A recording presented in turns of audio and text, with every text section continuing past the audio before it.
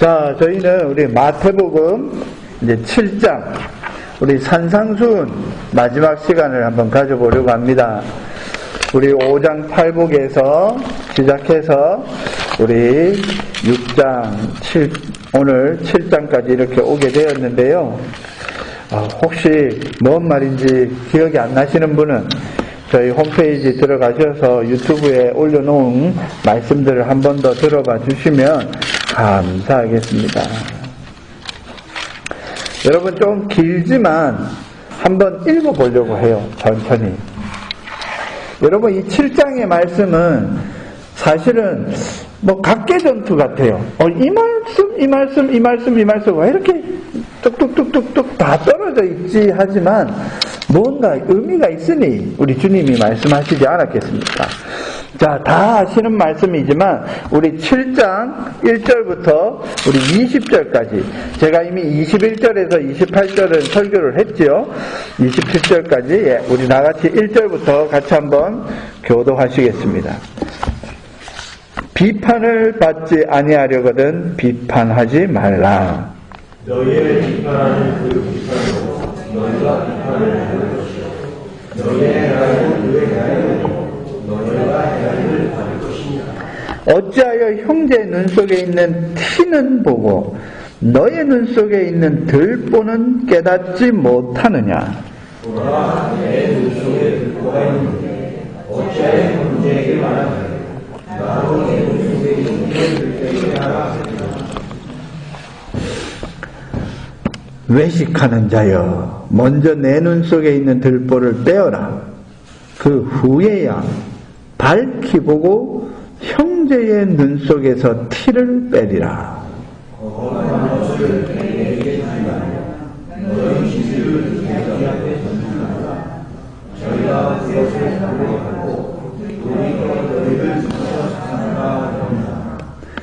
구하라 그러면 너희에게 주실 것이요 찾으라 그러면 찾을 것이요 문을 두드리라 그러면 너희에게 열릴 것이니.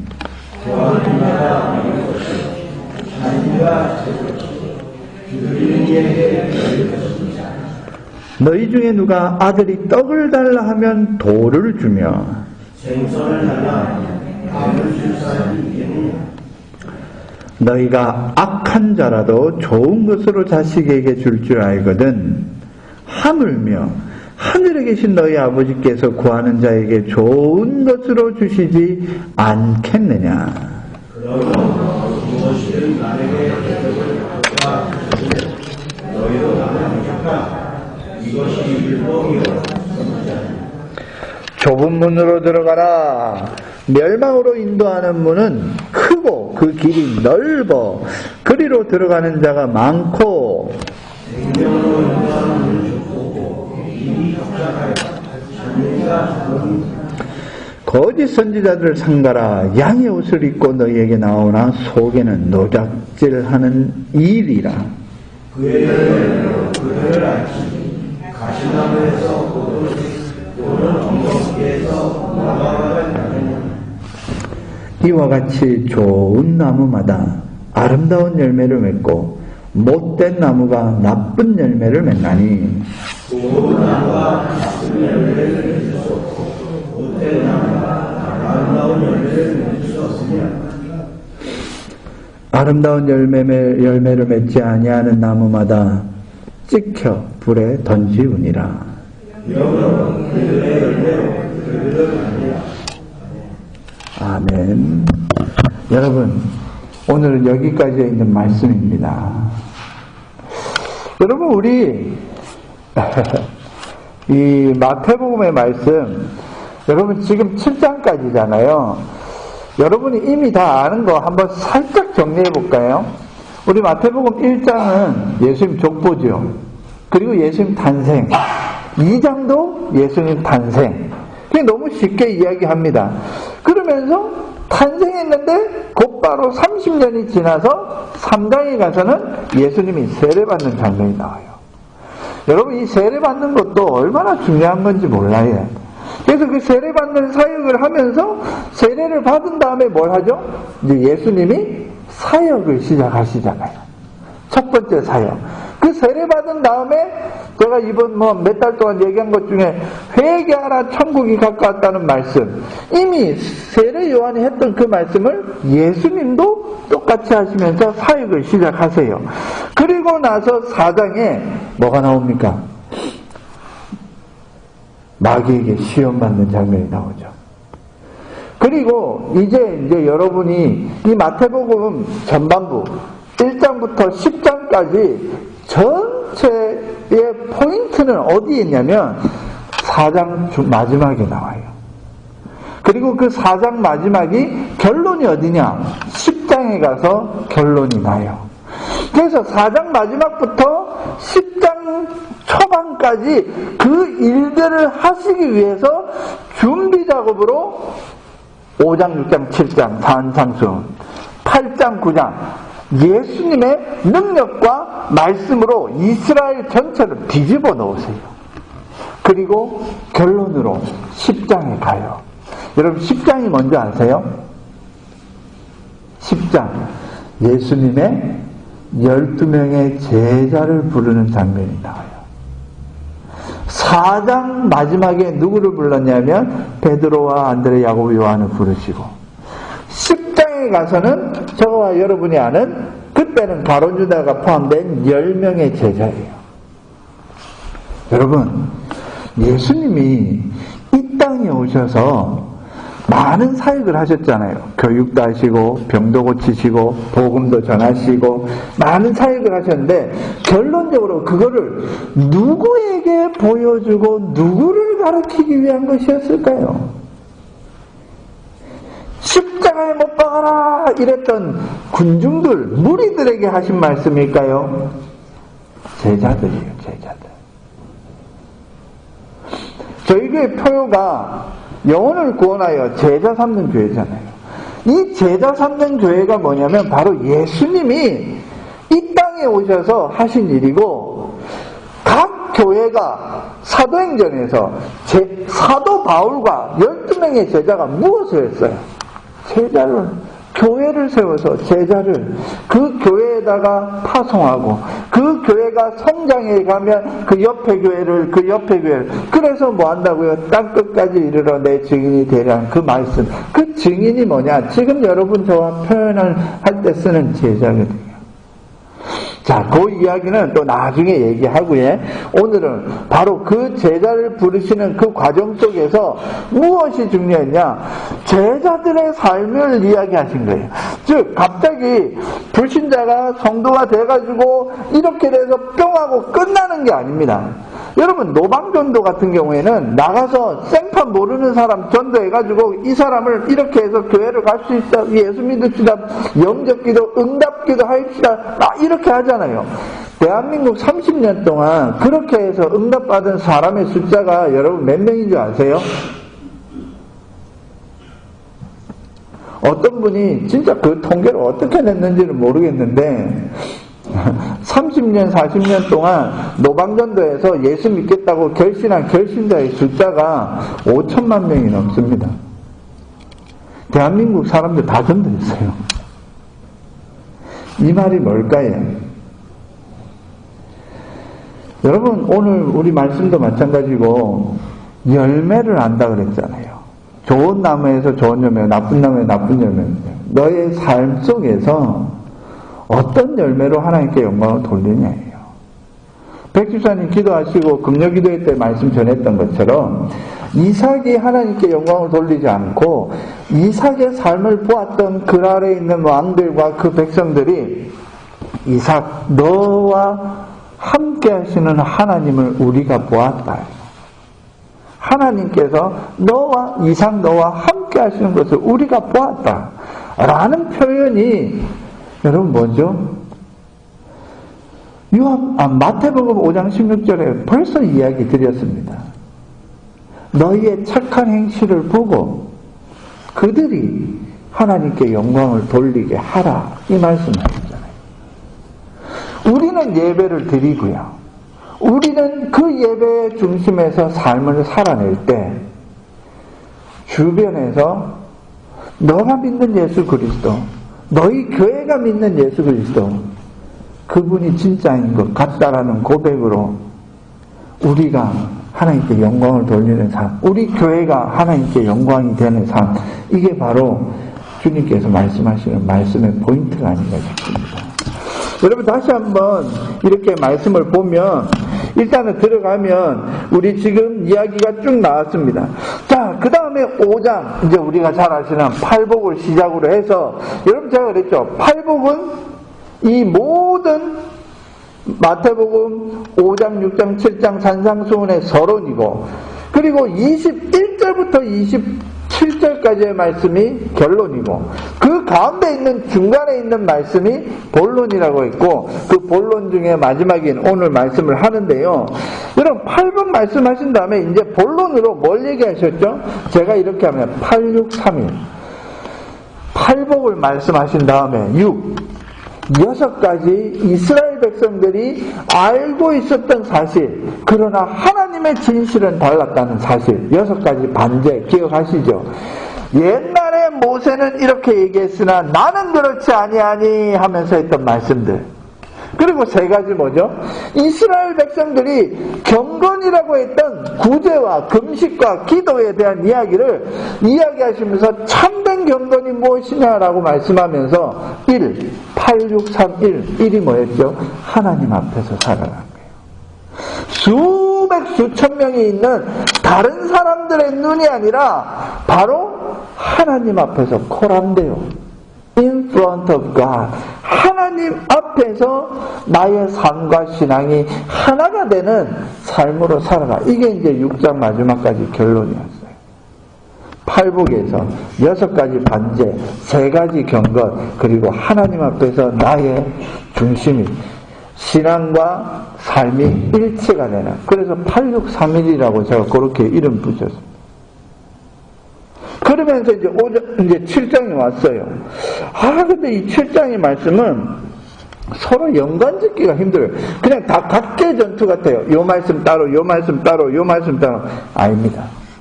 다 연관성이 있습니다. 오늘 본문 말씀은 7장 1절 하기 전에 여러분 너무 잘 아시죠? 6장 33절. 이 말씀이 이제 6장 마지막에 이제 결론인데, 그 여러분 잘 아시는 먼저 그의 나라와 의를 구하라였어요. 제가 읽어드리면 너희는 먼저 그의 나라와 그의 의를 구하라. 그리하면 이 모든 것을 너희에게 더하시리라. 믿음이 적은 자들아 염려하여 이방인들이 구하는 것을 구하지 말라. 그랬습니다. 그러면서 먼저 그의 나라와 의를 구하라. 그러면 이 7장의 말씀은 뭘까요? 먼저 그의 나라와 그의 의를 구하라 하신 이 말씀에 대한 결과로 7장을 어떻게 살아라 이 말씀입니다. 그 말은 하나님의 나라와 의를 먼저 구하려고 하는 하나님의 백성, 참된 유대인, 그리스도인, 지금 표현으로 제자들이 어떤 삶의 자세와 태도를 가져야 되고 어떻게 하나님의 나라와 의를 구할 것인가, 이것에 대한 답이 우리 7장에 있는 겁니다. 다시요. 먼저 하나님의 나라와 의를 구하는 그리스도의 삶의 자세와 태도가 어떻게 해야 되느냐? 첫 번째, 비판하지 마라 이 말이에요. 그래서 1절이 비판하지 말라는 거예요. 헤아리지 말라 이거예요. 형제 눈 속에 있는 티 보지 말고 네 눈 속에 있는 들보를 먼저 깨달으라. 여러분, 보라고 안 했어요. 잘 보세요. 형제 눈 속에 있는 눈 속에 있는 들보는 내가 볼 수 있지만, 내 눈 속에 있는 이 들보와 티끌은 볼 수 있지만 내 눈 속에 있는 들보는 뭐 하라고요? 깨달으라고 합니다. 여러분, 사람이 자기 자신에 대한 겸손함을 깨닫지 못하면 내가 교만한지를 모르는 거예요.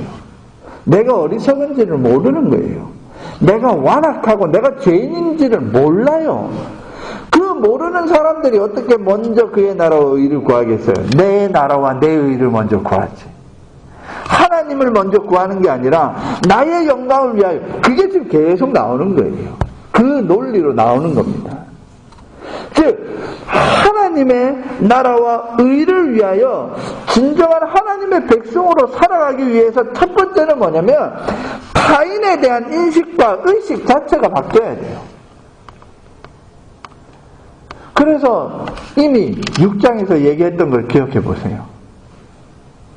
원수를 사랑하라. 여러분 이게 말이 됩니까? 몇 번 얘기하죠. 전 세계 그 어떤 나라와 그 어떤 종교에도 원수를 사랑하라는 말은 없어요. 원수를 그냥 무시하고 모른 척하고 잊어버려라. 그리고 네 자신에게 집중하라. 이게 불교잖아요. 그리고 원수를 사랑하라? 이런 표현은 이슬람교고 아무데도 존재하지 않아요. 성경에만 존재하는 말씀이에요. 즉 타인에 대한 인식, 그리고 나에 대한 인식은 뭐냐? 내가 누구를 미워할 수 있는 권한은 하나님께만 있고 십자가 지신 예수님께만 있고 우리는 사람에 대한 인식을 어떻게 해요? 사랑할 의무만 있다. 이게 제자예요. 제자. 그냥 성도와 세상 사람들은 그렇게 살 수 없어도 우리는 그렇게 살아야 된다는 거예요. 그런데 그게 가능합니까? 안 가능하잖아요. 그래서 기도하는 삶이 필요하잖아요. 하나님, 나는 하나님께서 사랑하라고 했는데 사랑하기는커녕 내 마음에 분노와 미움과 싫어요, 괴로워요, 짜증나요. 여러분, 하나님 앞에는 그렇게 고백할 수 있어요. 그렇게 기도하시는 거예요. 그게 바로 중언부언하지 않는 거예요. 그게 바로 중보기도고요. 그것이 바로 하나님께서 원하시는 만남, 기도인데요. 나의 솔직함을 그냥 있는 그대로, 내 모습 그대로 하나님 앞에 내놓은 거예요. 내가 나쁜 놈이면 하나님 앞에서 나쁜 놈처럼 하나님 앞에 고백하면 되는 거예요. 그 이후에 나를 정결케 하시고 나를 고쳐주시고 만져주시고 나와 함께 위로해 주시고, 이게 누가 하시는 분이세요? 하나님이신 거예요. 말씀을 통해서, 기도를 통해서. 여러분 여기에 보면 개와 돼지도 나옵니다.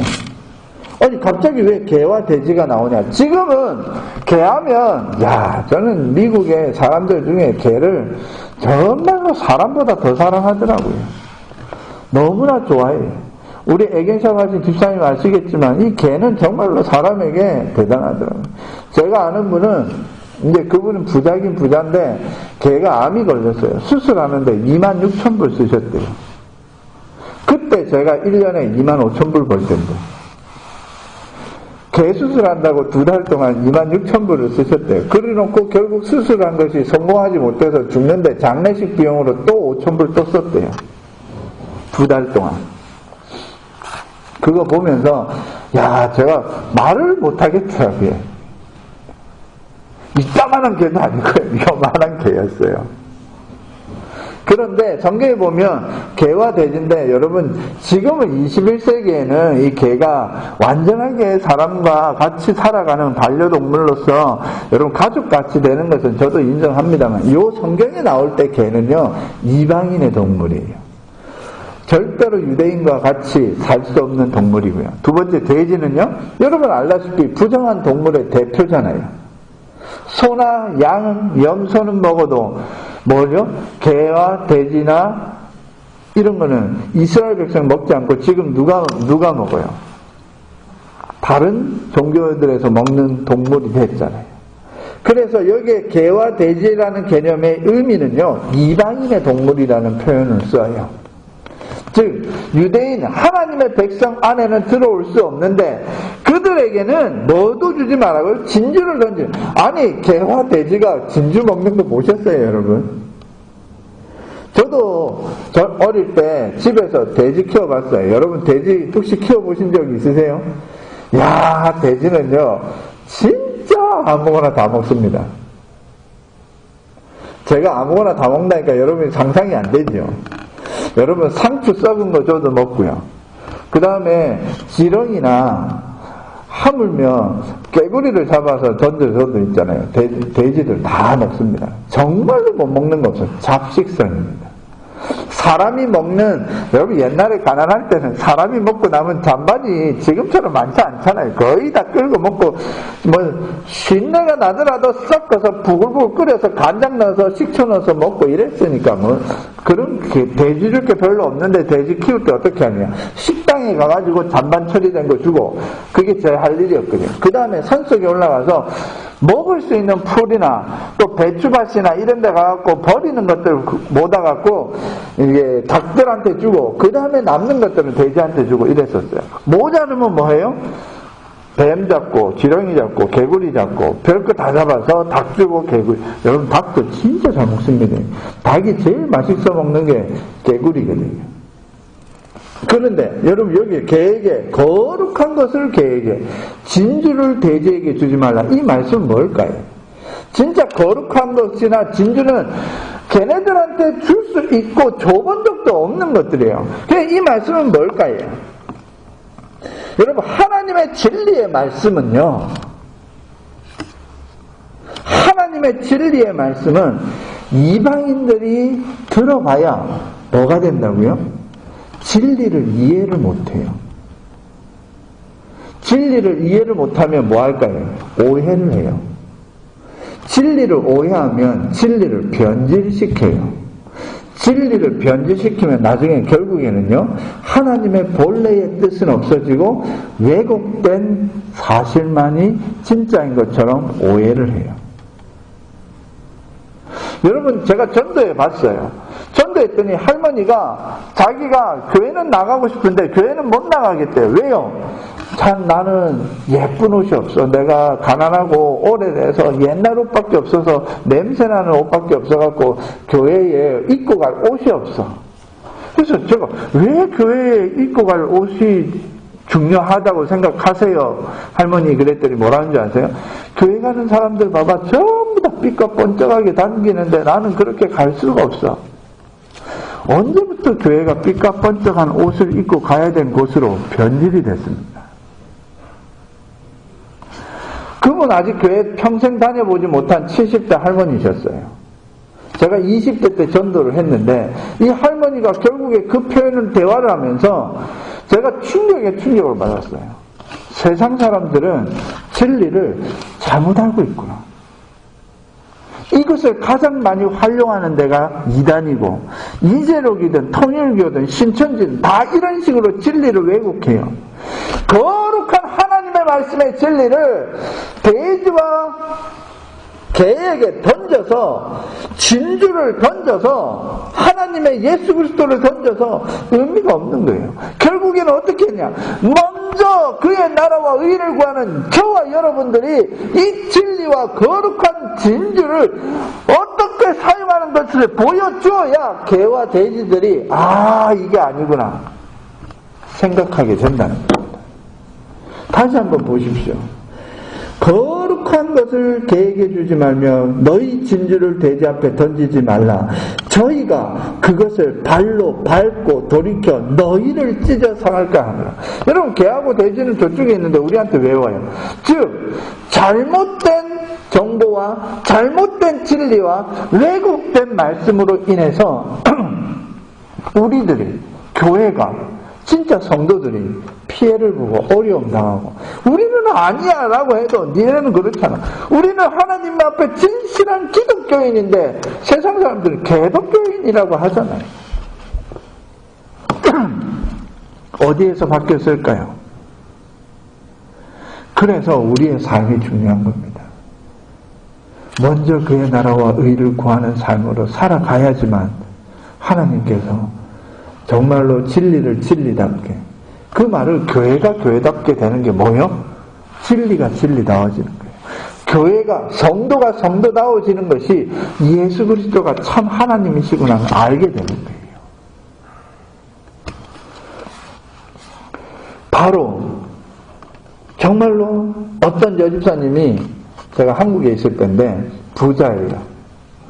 그런데 목사님께서 저를 부르셔서 한번 확인해 보라시는 거예요. 뭘 확인해요? 그랬더니 이분이 부자고 정말로 교회에서 신실한데 11조를 거의 안 낸다는 거예요.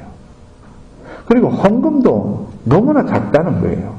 그래서 이분을 권사로 추대를 해야 되는데 추대할 수가 없다는 거예요. 그래서 이제 고민이 돼서 제가 맡은 이제 교구니까 제 교구 담당 목사로서 가서 확인해 보라는 거예요. 확인했더니 어떤 줄 아세요? 집사님은 부자고 집사님은 정말로 대단한 집에 살고 있었는데 신실해서 너무나 신실했고 교회 하는 일을 다 앞장서서 열심히 하는 분이었는데 남편이 예수를 안 믿는 거예요. 그러니까 남편이 교회 다니는 마누라를 싫어해서 돈을 안 주는 거예요. 모든 경제권을 남편이 가져와서 이분은 진짜 집에 음식만 밥만 먹고 살 수 있을 정도의 금액만 주고 아이들 학원비나 이런 거 다 남편이 다 관리하는 거예요. 그 가운데에서 이 집사님은 11조를 떼었고 거기에서 감사원금으로 하나님께 드리다 보니 우리가 보기에는 비교가 안 되는 거예요. 그러니까 나중에 우리 뭐 했는지 압니까? 구제원금을 그분한테 드렸어요. 목사님, 그 말도 안 되죠. 어떻게 그래요? 남편이 나중에는 이제 음식 하는다고 줬던 그 돈으로 헌금한다는 걸 알고 집사님을 팬 거예요. 때린 거예요. 자기는 부잣집에서 외제차 끌고 다니면서 살 수 있는데도 불구하고 예수 그리스도 안에서 신실하게 살려고 어려웠던 거예요. 그래서 그 구제금이 뭐냐? 그게 바로 이제 기름값, 택시비 이런 거 드린 거예요. 매일같이 교회 왔거든요. 외제차 있는데 외제차를 못 끌고 가요. 교회 갈 때는 끌고 가지 말라 그래서 택시 타고 오거나 그 버스 타고 저희가 그 비용을 드렸어요. 교회 헌신할 때까지. 나중에 그 남편이 교회 나와서 예수 믿기 전까지 이분이 뭘까요?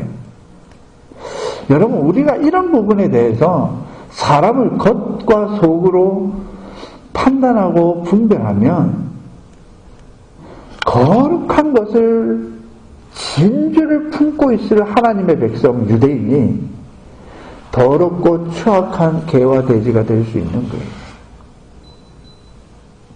제가 이런 말씀 드리면 여러분이 다 아시잖아요. 평생 교회 안에서 만났던 사람들, 세상 사람들이 정말 나를 똑바로 알 수 있는 방법은 없어요. 교회를 똑바로 볼 수 있는 눈이 없어요. 교회의 진리를 세상의 눈으로 바라본다? 평가한다? 있을 수 없어요. 왜요? 하나님의 거룩한 것을 그들은 거룩한 것으로 볼 수가 없거든요. 세상의 기준과 판단으로만 하거든요. 그러니 그러한 영적인 분별력에 대한 무지 속에 우리가 할 수 있는 일은 빛과 소금으로 살아가는 수밖에 없는 거예요. 그 이야기가 계속돼서 이어지는 겁니다. 우리 7절 한번 보실까요? 7절에서 14절. 그러니까 여러분 7절을 보세요. 여러분 한번 7절, 8절 읽어주시오. 시작.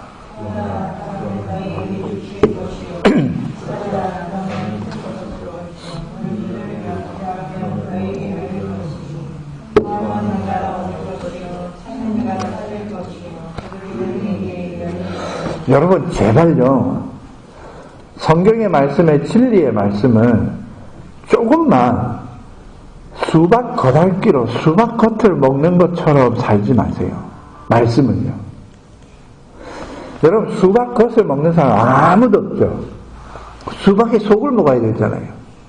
여러분 이게 구하라 찾으라 이게 전부 다 뭐하냐면 내 자식 잘 돼야 된다, 내 사업이 잘 돼야 된다, 내 몸이 건강해야 된다, 내 아이가 좋은 대학 가야 되고 좋은 직장 가야 되고 결혼을 잘해야 되고 다 그런데 활용하는데 요 말씀을 써요. 답답합니다. 여기에서 말씀하는 그거 구하라 찾으라고 이게 그 말씀이 아니에요. 아닌 것을 모르는 게 앞장하고 5장 6장을 모르고 7장 뒷부분을 모르니까 그렇게 하는 거예요. 그러면서 여러분 9절 10절 보세요. 너희 중에 누가 아들이 떡을 달라면 돌을 주며 생선을 달라면 뱀을 줄 사람이 있느냐? 있다는 거예요. 정말로 예수 그리스도 안에서 내 자식 자식이 뭐가 중요한지를 알면서도 내 자식에게 그거를 안 주고 여기에서 좋은 것을 안 주고 뱀과 뭐를 줘요? 돈을 주는 거예요. 생명의 양식을 안 주고 돌을 줘요. 돌을. 제가 그래서 돌 안 하고 돈을 줘요. 돈을 줘요. 막 이런 얘기를 합니다. 생선을 달라는데 뱀을 주고 있는 성도가 얼마나 많은지 아세요? 여기서 말하는 거는 우리 주님이 그런 이야기, 그런 수준 낮은 이야기를 하려고 이 말씀 주지 않았는데 온 대신에 교인들의 집에 가면 그 말씀 붙여놓고 구하라 그러니까 진짜 뭘 구하냐? 돈을 구하고 건강을 구하고 나중에는 뭐예요? 세상 사람하고 똑같이 구하고 있는 거예요. 여러분 제발 이 말씀 그 말씀 아닙니다. 누가복음 제가 주부에 올려놨는데 11장이죠. 여러분 지금 당장 누가복음 11장 찾아보세요. 누가복음 11장이 이거 산상수훈하고 똑같은 말씀이 나옵니다. 1111이라고 제가 명명했어요. 여러분 제가 성경 읽을 때 1111 이렇게 막 외우는 게 의도적으로 누가복음 11장 11절 너희 중에 아비된 자 누가 아들을 생선을 달라 하면 아들이 생선 대신에 뱀을 주며 알을 달라 하면 정갈을 주겠느냐. 제가 아까 정갈 얘기하다가 갑자기 누가복음 읽은 게 헷갈려갖고 그랬는데 마태복음에는 돌과 생선이지만 누가복음에는 생선과 알이에요. 그런데 13절 다 같이 읽어보시겠습니다. 시작.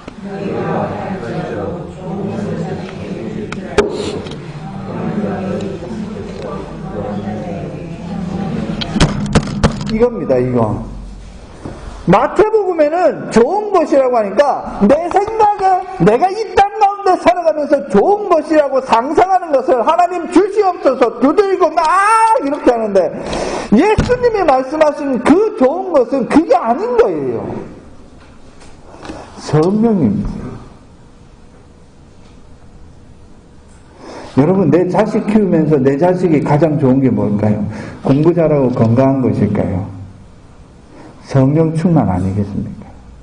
근데 언제부터인가 자식이 나이가 들고 대학 가고 결혼하고 직장생활 할 때쯤까지 기다렸다가 그 전까지는 열심히 공부하고 이것을 초점 맞춰 나중에 커서 정성술만. 여러분 교회 가보세요.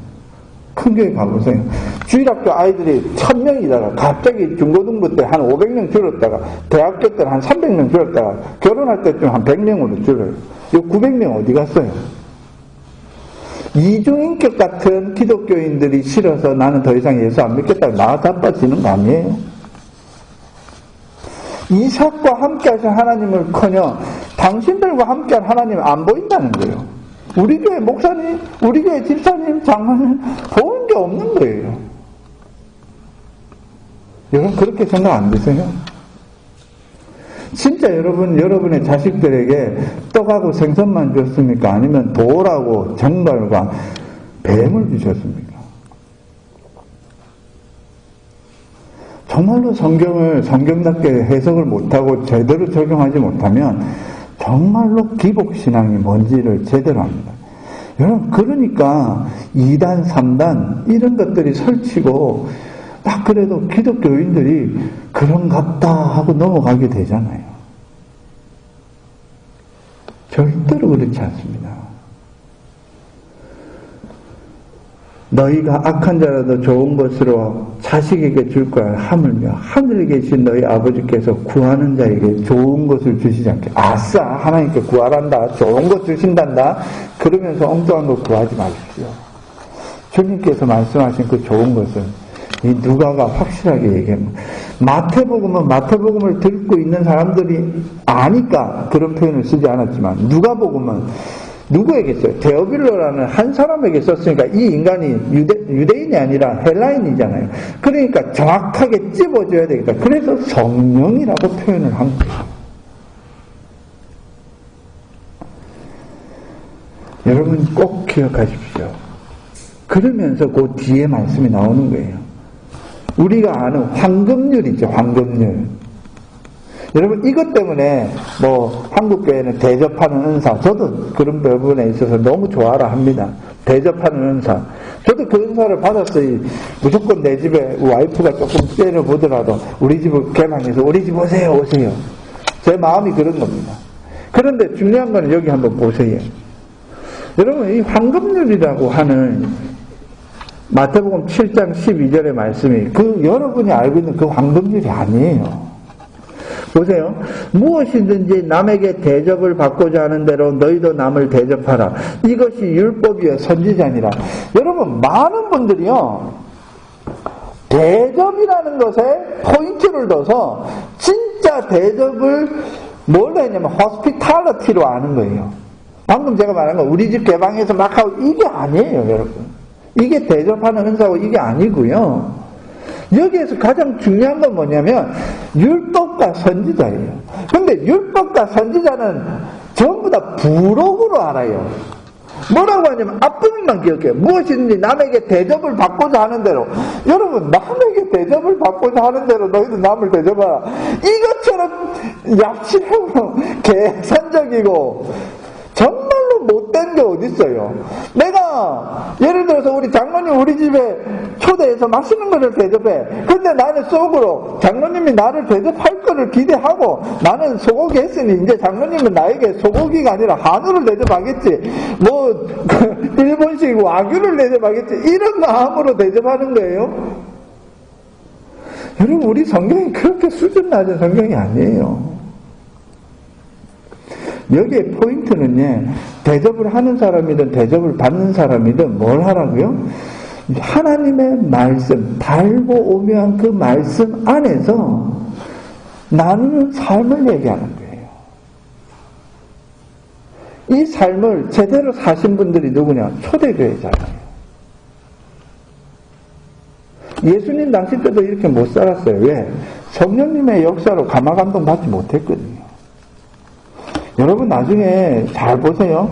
예수님하고 12명의 제자와 70명의 제자와 예수님이 승천하실 때 부활하신 예수님까지 죽은 예수님까지 손에 못 잡고 있는 예수님을 승천하는 하늘나라로 뿅 올라가는 그것까지 봤던 500명이 예루살렘에 남아서 내가 너에게 줄 것을 기다리라니 그 열흘도 못 기다려서 380명이 떠나갔잖아요. 꼴랑 120명 남았어요.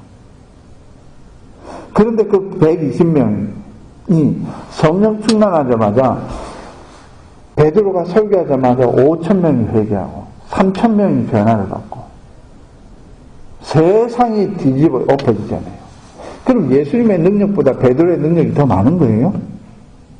아닙니다. 예수님은 예수님의 사역을 하신 거고 성령님은 성령님의 사역을 하시는 거예요. 엉뚱한 것으로 비교 분석하시면 안 돼요. 옛날에 어떤 사람이 통계학을 가지고 장난치는 사람 많아요. 정치꾼들이 가장 많이 하는 장난이 통계학이거든요.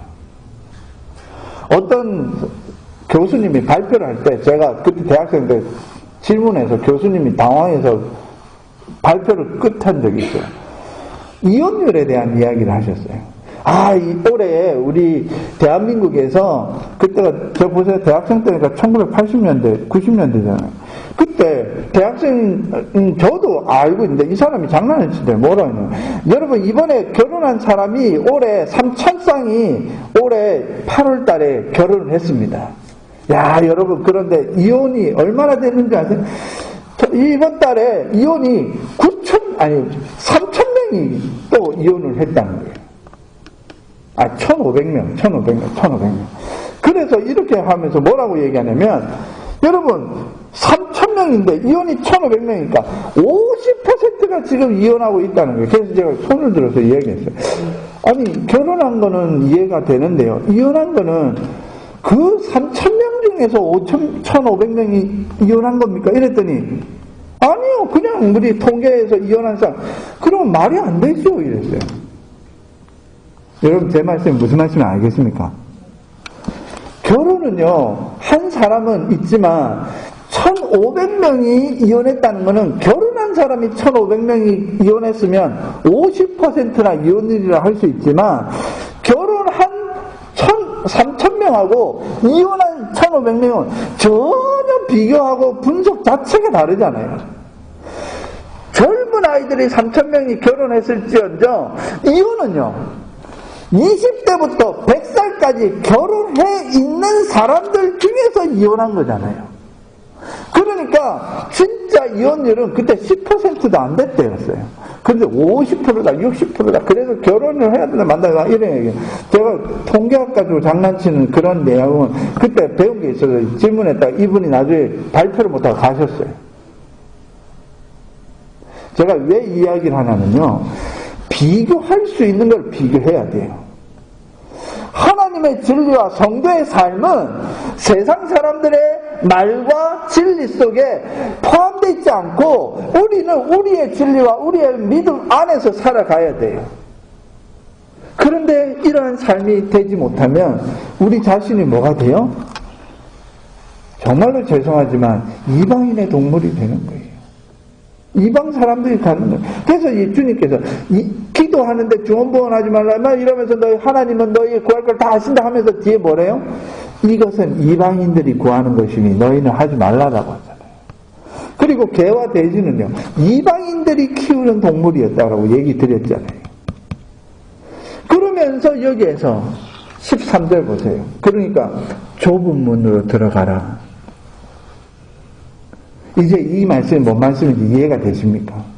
여러분, 여기 17장에 있는 말씀에 전부 다 각계적으로 띄어가 아니고 전부 다 연결되는 말씀이에요. 왜요?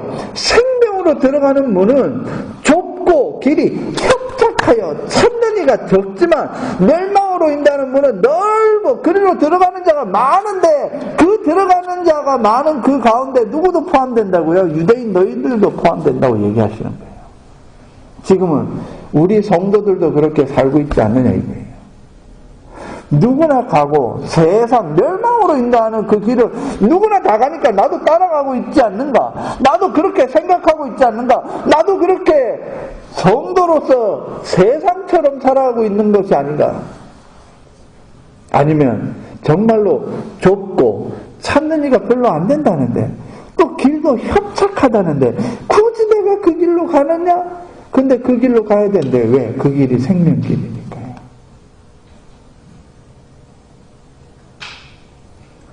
여러분 이제는 제가 말씀드리는 게 없어요. 이제 다 됐어요. 왜? 여러분이 사시잖아요. 여러분이 인생이고요. 여러분께서 처한 여러분의 역사와 히스토리 그 가운데에서 내가 멸망으로 인도하는 문으로 갔는지 좁고 협착한 생명의 문으로 갔는지 세상이 좋은 것을 구했는지 하나님이 우리에게 가장 좋은 것이라고 하죠. 성령님을 구하고 살았는지 개와 돼지처럼 살았는지 아니면 거룩한 것과 진리를 쫓아 하나님의 말씀에 따라 살았는지 여러분 주 없이 살 수 없는 이 찬양하고요 219장 이 말씀은 오늘 제가 말씀 설교할 내용이 그대로 다 있는 거예요. 제가 찬송가 지으신 개사를 하신 분들 이제 그 작사를 하신 분들 정말로 성령 충만하고 말씀을 제대로 아는구나. 어떻게 이 말씀 이런 가사를 이렇게 200년 300년 전에 지었을까?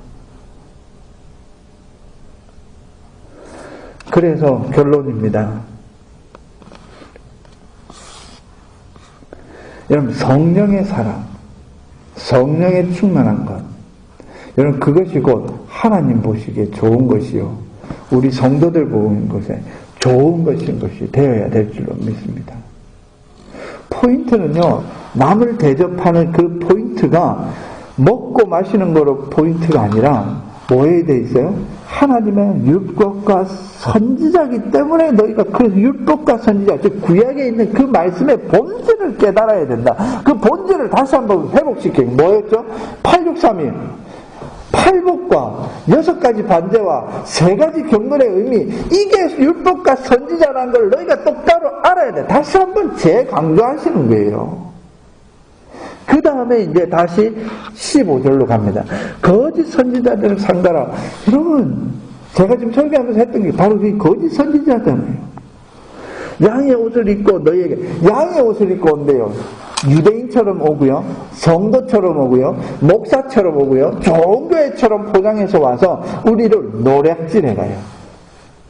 2단과 3단과 통일교들이 하는 짓거리 보시면 이거잖아요. 15절이잖아요. 그리고 16절, 그들의 열매로 그를 안다고 하잖아요. 만민중앙교회 이재로 지금 교도소 있잖아요. 지금 김기동이 어떻게 되어 있습니까? 통일교회 문선명이, 그 다음에 그 밑에 있는 인간들 한학자고 지금 어떻게 되어 있습니까? 멀리 가지 않아도 좋습니다. 우리 교회 안에서 정말로 좋은 교회와 좋은 목사와 좋은 장로와 좋은 집사로서 살아가는 사람들을 만나는 게 쉽습니까?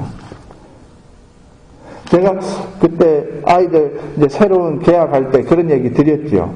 좋은 선생님, 좋은 친구 만나게 기도하지 말고 당신 자식이 좋은 애가 되어서 나쁜 선생 만나더라도 선생이 내 자식들 때문에 변화될 수 있고 나쁜 친구들을 만나도 내 자식 때문에 그들이 좋은 놈들이 될 수 있게 해달라고.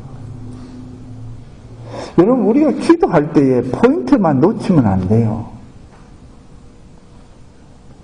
포인트를 자꾸 세상하고 비슷하게 가시지 마세요. 우리 성도는 성도로서 해야 될 기도와 진짜 기도가 있고요. 하나님께서 원하시는 길이 있어요. 근데 죄송하지만 그 길이 좁고 협착해요. 어떤 미친놈이 네 자식이 잘 돼야지 나쁜 선생님, 목사님 미쳤어요. 저한테 진짜 그런 사람 있었어요. 한국에서 사회 갈 때 막 그랬더니 어떤 분이 왔어요. 목사님 그런 말 하지 마세요 그러더라고. 예, 그랬더니 뭐가 했더니 아니 내 자식이 조금 나쁘고 힘들더라도 좋은 선생님 만나면 변화되는 거 아닙니까? 제가 똑같이 이야기를 했더니 그렇게 됐더라고요. 아, 이분은 넓고 좋은 길로 가고 많은 사람의 길로 가시는 거고 나는 어쩔 수 없이 좁고 협착한 길로 가야 되는구나. 17절 18절 보십시오. 이와 같이 좋은 나무마다 아름다운 열매를 맺고 못된 나무가 나쁜 열매를 맺나니 좋은 나무가 나쁜 열매를 맺을 수 없고 못된 나무가 아름다운 나무 열매를 맺을 수 없다고 합니다. 그러면서 뭐요? 불에 던지었다고요. 여러분, 종말론이 다른 게 종말론이 아닙니다. 지금 이 말씀이 종말론 이야기예요. 세상에 지진과 기근과 기후변화로 전개 막 이렇게 이게 종말의 징조가 아니고요. 교회가 넓은 길을 가는 게 종말의 징조입니다. 종말에는 두 가지 종말이 있습니다. 첫 번째 개인적인 종말, 뭐죠? 죽음이고요. 두 번째 종말은 주님이 오시는 거예요. 그런데 많은 분들이요, 종말을 이야기하면 뭘 얘기합니까? 세상의 끝이라는 것의 포인트인데요. 여러분, 세상의 끝은요, 불교든 이슬람교든 다 말할 수 있고요. 종교가 없는 사람도 종말을 얘기할 수 있어요. 뉴턴도 마찬가지예요. 그러나 우리에게 있어서의 종말은 세상이 기준이 아니라 누가 기준이에요? 예수님인 거예요. 우리들이 말하는 종말은 예수님이 오시는 거예요. 그 종말이 어떻게 세상 기후로 예수님이 오세요? 지진과 기근과 막 이게 예수님이 오시는 거예요? 여러분, 상상을 해보세요. 정말로 종말이 뭐에 대한 종말인지. 우리는 말씀 속에서, 진리 속에서 흔들리지 아니하는 믿음과 우리 아까 찬양 불렀던 것처럼 정말로 예수님 오시는 것이 기쁘고 즐거움인가? 어떤 분들은 내가 지어진 500평짜리 집에서 살아야 돼. 이 좋은 집에서 주님 10년을 한번 살아봐야 되니까 10년 뒤에 오세요. 제가 직접 들은 말이에요. 야, 주님이 오시는 것도 지가 좋은 집에서 잘 살아보는 것이군. 그분이 아무리 장로고 집사라 해도 장로가 집사가 아닌 거예요. 이방인의 동물인 거예요. 20절, 이러므로 그의 열매로 그들을 알리라 했습니다. 여기까지가 본론이었습니다. 여기까지 주님이 3인칭으로 설교를 하셨습니다. 21절부터 다시 제자들에게 2인칭으로 바뀌셨다고 말씀을 드렸습니다. 여러분 다시금 설교 말씀 시간이 있으시면 들어보시고 그리고 5장부터 6장, 7장의 전체적인 것을 여러분이 다시 한번 살펴보십시오. 결론은 정말로 우리의 믿음의 기초가 나의 인생인지 성경의 말씀인지 내가 지금 살아가고 있는 삶의 모습이 성령의 아름다운 열매인지 세상을 바라보는 땀의 열매인지 여러분 거룩한 것 정말로 오늘 본문의 말씀 제목이 뭐죠? 예수님의 진정한 권위라고 했습니다. 여러분 예수님의 권위는 어디에서 나올까요? 제 설교의 결론 이거 답을 해주셔야지 오늘 설교 끝낼 수 있습니다. 예수님의 권위는 어디에서 나올까요? 지금 여기 보면 예수님의 진정한 건데 예수님의 진정한 권위는 뭘까요? 여러분입니다. 여러분이 어떻게 살았느냐? 우리 교회입니다. 우리 교회가 어떤 교회냐? 여러분이 어떤 말을 하고 어떤 생각을 하고 어떤 인생관을 가지고 내 삶을 어떻게 살았느냐? 거기에서 예수님의 권위가 나타나는 겁니다. 그래서 우리가 그리스도인이잖아요. 크라이스티안, 크리스찬이잖아요. 내가 예수님의 향기를 했잖아요. 그리스도의 편지고 예수님의 대사가 있잖아요. 내가 어떤 생각과 어떤 삶을 거기에서 예수님이 권위가 생기는 겁니다. 하나님의 나라와 의가 이루어지는 줄로 믿습니다. 기도하시겠습니다.